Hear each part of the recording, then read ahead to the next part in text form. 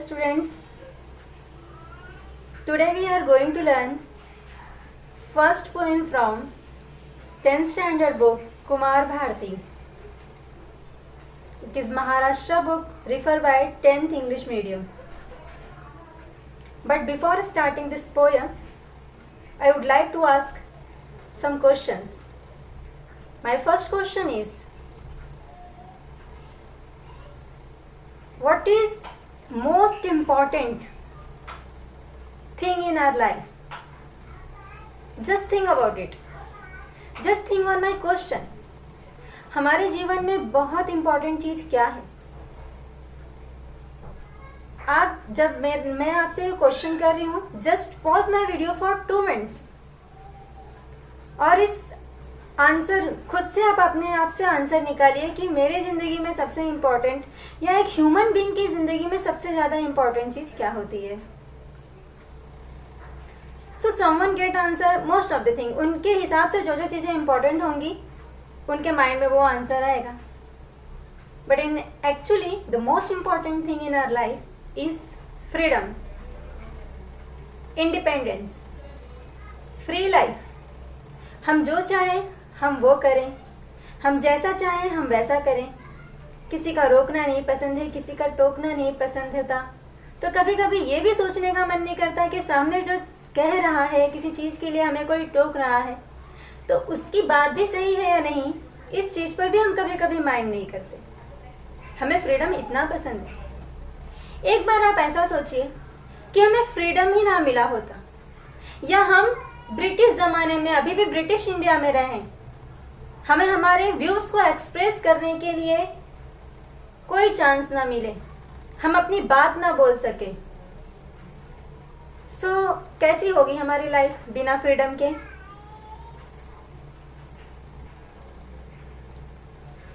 मेरा दूसरा क्वेश्चन ये है, आपके पास 2 तरह की लाइफ है. एक में डर भरा हुआ है, पढ़ाई का डर, मार्क्स ना आने का डर, फेल हो जाने का डर. कुछ काम करोगे तो कोई डांटेगा, अच्छा भी करोगे तो शायद कोई बोल दिया तो. इस तरह से हमारा माइंड सेट है. अगर हमारा माइंड इस तरह से सेट है तो हम कितना आगे बढ़ पाएंगे, है ना? लेकिन हमें डर कब लगता है? जब हमारे पास कोई नॉलेज ही नहीं होता. हम जो कर रहे हैं उस चीज़ के लिए हम डांट सुनेंगे या नहीं सुनेंगे, ये तब डिपेंड करता है जब हमें उस चीज़ का नॉलेज हो कि हम जो कर रहे हैं वो कितना एबल है, वो अच्छा है या बुरा है. इस चीज़ का नॉलेज हमें होना ही चाहिए. और एक ऐसी माइंड जिसमें आपको एक अच्छा नॉलेज है, तो नॉलेजफुल माइंड कभी भी नहीं डरता, क्योंकि उसे पता होता है कि वो जो कर रहा है वो राइट कर रहा है या रॉन्ग कर रहा है, और कितने लिमिट तक राइट है और कितने लिमिट तक वो रॉन्ग है. तो फियरफुल माइंड और फियरलेस माइंड, ये दोनों तरह के लाइफ को जीने वाले की जो ज़िंदगी होती है वो डिफरेंट तरह की होती है. और किस तरह से डिफरेंट होती है ये आपको सोचना है. Let's start a poem named Where the Mind is Without Fear. Is written by the great poet Ravindranath Tagore. He is one of the non-British who won Nobel Prize in Literature in 1930 for Gitanjali. And this poem, Where the Mind is Without Fear, also written by Ravindranath Tagore. In this poem, he is praying with God for freedom, for liberty, for independence, for the society, for the human, for the humanity. He is praying from God to make our world, our society independent and truthful. Let's start with warming up. Open your page number 2. On that page you got one table, a table having 2 columns. column A and column B. In A column, there is given kinds like humanism, patriotism, internationalism, liberalism, environmentalism. So आपको इस column A से इस column B में A को correlate करता हुआ जो sentence मिलेगा उससे मैच द फॉलोइंग करना है. सो एज ऑन थिंकिंग कि ह्यूमनिज्म का मतलब भी हमें मालूम है, पेट्रियटिज्म का मतलब भी हमें मालूम है, इंटरनेशनलिज्म का मतलब भी हमें मालूम है, लिबरलिज्म का मतलब भी हमें मालूम है और इन्वायरमेंटलिज्म का भी मतलब हमें मालूम है. सो सामने उसकी मीनिंग दी हुई है, हमें उसको मैच करना है. First is humanism. There is given in column number B, A is concern about and acting and at protecting the environment. पहले यहाँ पे दिया है हमें, फर्स्ट लाइन हमें दी है कॉलम बी में, concern about and action and at protecting the environment. Environment को प्रोटेक्ट करने के लिए की गई concern and action. So it will be part of environmentalism. Second is holding liberal views. So yeah, you are right, it's a liberalism. Third one is quality of being patriotic and vigorous support for one's country. It's a patriotism. Fourth one is state or process of being international. Yes, of course, it is a internationalism. Last one is a realistic outlook towards humans rather than divine and supernatural one. Yes, it is a humanism. In second question is given, poem in English are of different types. You know that poem के भी अलग अलग type होते हैं और जो type हम लोगों को यहाँ पर बताया गया है. और ये सारे टाइप्स की मीनिंग क्या होते हैं, let's know about it. First is sonnet. Sonnet is a kind of poem having 14 lines and each line consists 10 words. Limerick. Limerick is a kind of poem which consists 5 lines only and it has rhyming scheme A, A, B, B, A. It's fixed. And next is ballad. Ballad is a kind of poem where this poem is writing on about love story, about love. And elegy. Elegy is a kind of poem which is especially write on a person who has died, a feeling for a person who has not on earth. And next is free verse. Free verse is a kind of poem which is free from rhymes, free from rhyming words. It is irregular by rhyme. Epic. Epic is a kind of poem,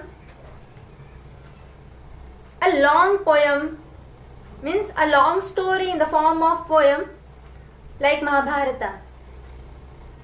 Lyric. Lyric is a kind of poem which written on personal feelings, just like songs. Songs are generally lyric because songs में personal feeling जो होती है वो relate करती है. Humerus. बच्चों की, छोटे छोटे बच्चों की हम लोगों ने बुक पढ़ी होंगी तो उसमें कहानियाँ हंसने वाली होती है, मोटू राम की, इसकी उसकी, ये सारी जो कहानियाँ होती है वो ह्यूमरस होती है. या फिर हमारी खुद की टेक्स्ट बुक में कुछ हंसने वाला पोएम होता है, सो जिसे सुनकर जिसका मीनिंग पढ़ के हमें हंसी आती है, दैट्स ह्यूमरस. एंड इडेल. सो इडेल मतलब होता है बहुत एक्सट्रीमली हैप्पी, बहुत ऐसा पोएम लिखा गया है जिसके वर्डिंग में, जिसके सेंटेंस में बहुत ज़्यादा खुशी एक्सप्रेस हो रही है, बहुत ज़्यादा हैप्पीनेस एक्सप्रेस हो रहा है, तो ऐसे पोएम को हम लोग बोलते हैं. अब इसके आगे हमें दिया है taking the help of dictionary and internet, guess and write the type of poem against its description. तो आपको डिक्शनरी या तो इंटरनेट देखने की तो कोई ज़रूरत नहीं है क्योंकि मैंने आपको सारे पोएम के एग्जैक्ट मीनिंग जो है वो सजेस्ट किए हैं, बताए हैं। So according to that meaning आपको आगे सारे पोएम के फॉर्म दिए हुए हैं। So you have to write name of poem against that line, जो उसको मैच करते हो, जो उस पोएम की लाइन हो, जो उसको एक्सप्रेस करते हो, उस लाइन के आगे आपको वो पोएम का नाम लिखना है। सो आप continue for our lesson, sorry our poem. The first line from the poem is, where the mind is without fear and the head is held high, where knowledge is free. Meaning of that line is, ऐसा mind कहाँ है जो fearless है, ऐसा sir कहाँ है जो high है, जो ऊंचा है,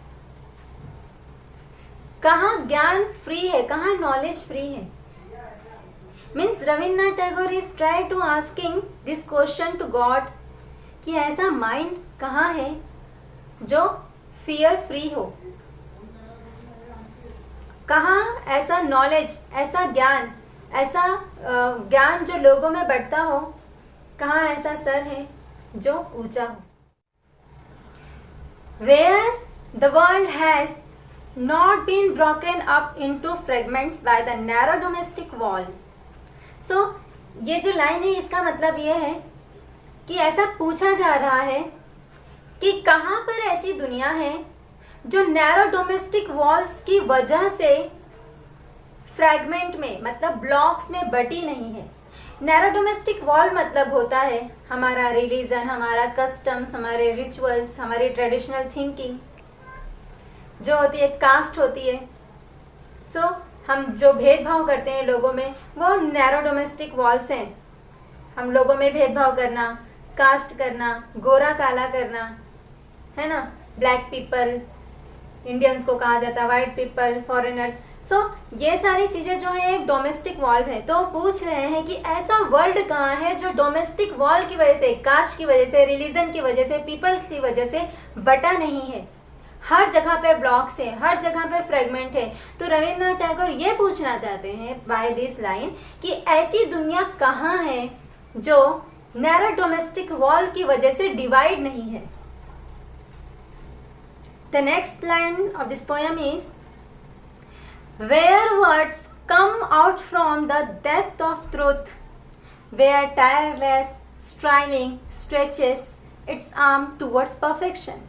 मतलब ऐसे शब्द कहाँ हैं जो सच्चाई की गहराई से आते हो, ऐसे शब्द कहाँ हैं जो सच्चाई की गहराई से आते हों, ऐसे शब्द जिसने स्ट्रगल किया हो परफेक्शन को, अपने गोल को पाने के लिए, ऐसे वर्ड्स जो सच हों, जिसने अपने गोल को पाने के लिए स्ट्रगल किया, अपना 100% दिया परफेक्शन को अचीव करने के लिए। सो ऐसे वर्ड्स जो सचमुच सच्चाई से, सच्चाई की गहराई से बाहर आते हैं, that is mean depth of truth, है ना।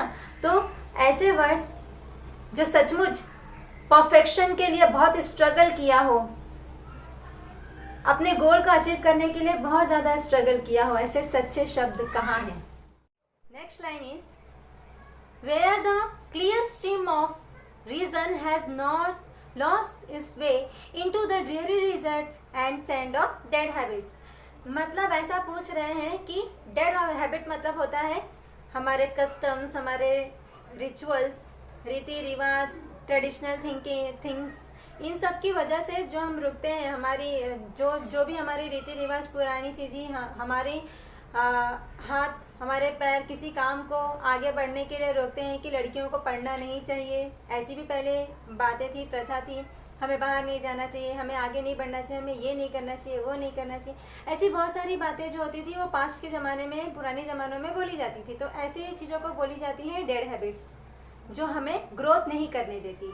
तो Rabindranath Tagore is asking that कि ऐसी धारा, ऐसी स्ट्रीम मतलब धारा, ऐसा स्ट्रीम कहाँ है जिसने कभी भी डेड हैबिट के आगे, मतलब डेड हैबिट, ऐसे रेगिस्तान जिसकी रेत ही डेड हैबिट्स हो, ऐसी धारा जिसने अपने आप को डेड हैबिट्स में अपनी दिशा खो दी हो। ऐसी धारा कहाँ है जिसने अपनी दिशा डेड हैबिट्स के आगे नहीं खोई, जिसने अपना डायरेक्शन डेड हैबिट्स के आगे नहीं खोया, वो अपने डायरेक्शन पे चलता रहा, चाहे रीति रिवाज कुछ भी बोले। तो ऐसी धारा कहाँ है, मतलब ऐसा माइंड कहाँ है जो रीति रिवाज इन सब के आगे नहीं झुका और अपने बल पर अपने ग्रोथ के लिए आगे बढ़ता रहा। So he is asking by this line कि where the clear stream of reason has not lost its way into the dreary desert sand of dead habits। Dead habits जैसे रेतीली रेगिस्तान में अपनी डायरेक्शन नहीं खोने वाली स्ट्रीम कहाँ है। Next line of this poem is where the mind is lead forward by thee into your widening thoughts and action into that heaven of freedom। मतलब ऐसा माइंड कहाँ है जो ईवर वाइडनिंग मतलब होता है ब्रॉड थिंकिंग, ब्रॉड सोचना। ऐसा माइंड कहाँ है जो बहुत ब्रॉड सोचता है, ऐसे एक्शन करता है किसके टूवर्ड्स, हेवन ऑफ फ्रीडम के टूवर्ड्स, मतलब गुड हैबिट्स के टूवर्ड्स, गुड डिड्स, अच्छी सोच, अच्छे काम के लिए जो माइंड काम करता है उसे हम लोग बोलते हैं हेवन ऑफ फ्रीडम, अच्छी सोच, अच्छे कर्तव्य। सो ऐसा माइंड कहाँ है जो लीड होता है अच्छी सोच पर, अच्छे कर्तव्यों पर, जो ब्रॉड थिंकिंग रखते हैं। सो ऐसा माइंड कहाँ है, he is asking by this line. And the line is again I am going to repeat, where the mind is lead forward by thee into ever widening thought and action into heaven of freedom। And in last he is requesting or praying with God, my Father, my God, let my country awake। मेरी country को awake कीजिए, मेरी country को जागरूक होने दीजिए। So by this poem Rabindranath Tagore is saying most of the things, means we are free now, we have freedom, but we are not free by mind, we are not free by thoughts, and most of the things are bind us today also। So get knowledge, make yourself super with the help of knowledge, with the help of humanity, with the help of good nature। So by this poem Rabindranath Tagore is praying to God, but it is question for the whole country, for you and for me।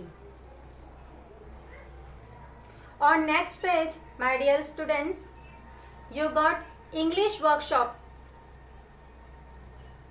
So in English workshop question number 1, 2, 3 respectively it has given। तो आप इसको poem को बहुत अच्छी तरह से पढ़ने के बाद हर एक क्वेश्चन को अटेम्प्ट करेंगे। So you will get right answer when you do self study very honestly। Okay, whenever you have any doubt, so ask me in your comment, I will surely give you answer।